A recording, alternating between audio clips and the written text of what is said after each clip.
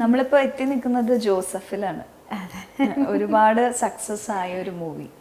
അതിലെ ഒരു പാട്ട് പാടിയിട്ടുണ്ട്. ആരാ അതിലേക്ക് പാടാനായിട്ട് ക്ഷണിച്ചതും അങ്ങനെ ഒരു ഓഫർ വന്നതും? ഒരു ഒട്ടും പ്രതീക്ഷിക്കാതെ യാദൃശികമായി സംഭവിച്ച കാര്യമാണ്. ജോജി ചേട്ടനാണ് എന്നെ വിളിക്കുന്നത്. അത് ശരി. ഞാൻ ജോജി ചേട്ടനെ അങ്ങനെ നേരിട്ട് പരിചയമൊന്നുമില്ല. വല്ലപ്പോഴും ഒക്കെ ഇപ്പം ഫേസ്ബുക്ക് വഴിയും ഇപ്പോഴത്തെ മീഡിയ ഒക്കെ ഉണ്ടല്ലോ. അപ്പോൾ ഞങ്ങൾ അങ്ങോട്ടും ഇങ്ങോട്ടും സംസാരിക്കാറുണ്ട്. പുള്ളി എൻ്റെ പ്രോഗ്രാംസ് കാണുന്നതും ഒക്കെ പറയാറുണ്ട്. ഞാൻ സിനിമ കണ്ടാലും ആ സിനിമ കണ്ടു എന്നൊക്കെ തിരിച്ച് അങ്ങനെയൊക്കെ സംസാരിക്കാറുണ്ട്. അപ്പോൾ ഒരു തവണ വളരെ യാദൃശികമായി സംസാരിച്ചപ്പോൾ ഞാൻ ഇങ്ങനെ പാട്ടിൻ്റെ കാര്യങ്ങൾ വന്നു. പുതിയ പാട്ട്, പുതിയ സിനിമ ഒക്കെ ചോദിച്ച സമയത്താണ് നാളെ ഒരു റെക്കോർഡിംഗ് ഉണ്ട്, വരികയാണെങ്കിൽ ഒരു പാട്ട് പാടാം എന്ന് പറഞ്ഞു. അപ്പോൾ പെട്ടെന്ന് അങ്ങനെ പറഞ്ഞപ്പോൾ ഞാൻ ട്രിവാൻഡ്രത്ത് വീട്ടിലാണ്. ഞാൻ പറഞ്ഞു ഞാനൊന്നും ആലോചിക്കാതെ പറഞ്ഞു ഞാൻ നാളെ എത്തിക്കോളാം, എന്തായാലും വേറെ എന്തുണ്ടെങ്കിലും ഞാൻ മാറ്റി വെച്ച് എത്തിക്കോളാം എന്ന് പറഞ്ഞു. അങ്ങനെയാണ് ജോസഫിലെ പാട്ട്. ആ പാട്ടൊന്ന് കേൾക്കാം. അത് ആക്ച്വലി അതിൽ ഞാൻ പാടിയ പോർഷൻസ് മാർഗം കളിയുടെ ഒരു പോർഷനാണ്. മെയിൽ സോങ് ആണ് ശരിക്കും, കാർത്തിക്കാണ് പാടിയിരിക്കുന്നത്. പിന്നെ അങ്ങനെ ഒരു സിനിമയിലൊരു പാർട്ടാവാൻ പറ്റിയെന്നൊരു തീർച്ചയായിട്ടും ശ്രദ്ധിക്കപ്പെട്ട സിനിമ. വലിയ ആർട്ടിസ്റ്റുകളൊന്നും ഇല്ലെങ്കിൽ പോലും എല്ലാം കൊണ്ടും ഒരു സക്സസ് മൂവി. തീർച്ചയായിട്ടും. കുറേ പേര് പലരും പറഞ്ഞു അത് എക്സ്പെക്ട് ചെയ്തിട്ടില്ല എന്നുള്ളത്, ആരും അങ്ങനെ പ്രതീക്ഷിച്ചിട്ടില്ല. അതിന്റെ പ്രൊഡക്ഷനിൽ സൈഡിൽ വന്ന കുറെ കോംപ്ലിക്കേഷൻസ് എല്ലാം. അത് കേട്ടാലോ? ഓക്കെ. യെസ്. കരിനീല കണ്ണുള്ള പെണ്ണ്, മഴവില്ലിൻ ചിറകുള്ള പെണ്ണ്,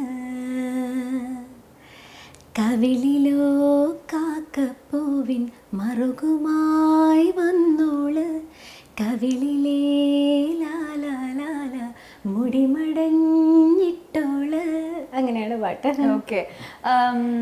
ഈ പാട്ട് പാടുന്ന സമയത്ത് ഈ പാട്ട് എന്തിനു വേണ്ടിയിട്ടാണ്, ഏത് സീക്വൻസിലേക്ക് വേണ്ടിയിട്ടാണെന്നുള്ളതൊക്കെ അറിയാം? അതൊന്നും അറിയില്ല. ഈ സെക്ഷൻ മാത്രമായിട്ടാണോ റെക്കോർഡ് ചെയ്തത്?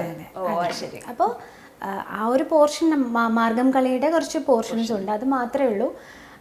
പിന്നെ അതിലെനിക്ക് കിട്ടിയൊരു ഒരു ഭാഗ്യം എന്ന് പറഞ്ഞാൽ ആ അഭിനയിച്ചിരിക്കുന്ന മാധുരി എന്ന് പറഞ്ഞ ആർട്ടിസ്റ്റിനെ ഞാൻ തന്നെ സൗണ്ട് കൊടുത്തിരിക്കുന്നത്.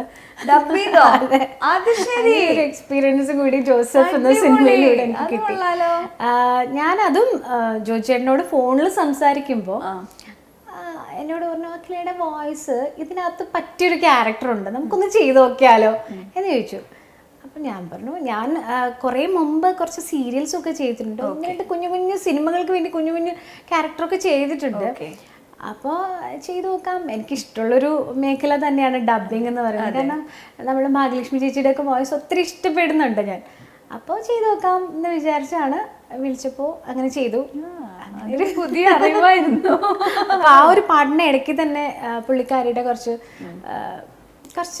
സീൻസ് ഒക്കെ ഉണ്ട്, അപ്പൊ അതൊക്കെ ഡബ് ചെയ്തു. ഒരു ഡബിങ് ആർട്ടിസ്റ്റ് കൂടിയാണ് എന്റെ മുമ്പിൽ. അങ്ങനെ പറയാം. അഭിനയത്തിലേക്ക് കടക്കോ? അയ്യോ, അങ്ങനെ അഭിനയിച്ചിട്ടുണ്ടോ? ഇല്ലില്ല. എന്റെ അറിവില്ലായ്മയാണോ എന്ന് എനിക്കറിയില്ലല്ലോ. ഇല്ലില്ല. അഭിനയത്തിലേക്ക് ആരെങ്കിലും ക്ഷണിച്ചാൽ? അതിനെക്കുറിച്ച് ചിന്തിച്ചിട്ടില്ല. പിന്നെ ഈ പറഞ്ഞ പോലെ നേരത്തെ പഠിക്കുന്ന സമയത്ത് നമ്മൾ കുറച്ചുകൂടി മുമ്പ് ഒരു 10 വർഷം മുമ്പ് ആങ്കർ ചെയ്യുമ്പോൾ നാച്ചുറലി എന്തെങ്കിലുമൊക്കെ വരാറുണ്ട്, അങ്ങനെയൊക്കെ വന്നിട്ടുണ്ട്. അപ്പൊ ആ സമയത്ത് അങ്ങനെ തോന്നിയില്ല. ഇപ്പൊ എനിക്ക് അങ്ങനെ നല്ല വരികയാണെങ്കിൽ ചെയ്യുന്നതിൽ കുഴപ്പമില്ല എന്നൊരു ചിന്താഗതി ആയി കഴിഞ്ഞു. കാരണം ഇപ്പൊ എല്ലാവരും പല മേഖലയിൽ എല്ലാവരും പരീക്ഷിക്കുന്നുണ്ട്. അപ്പൊ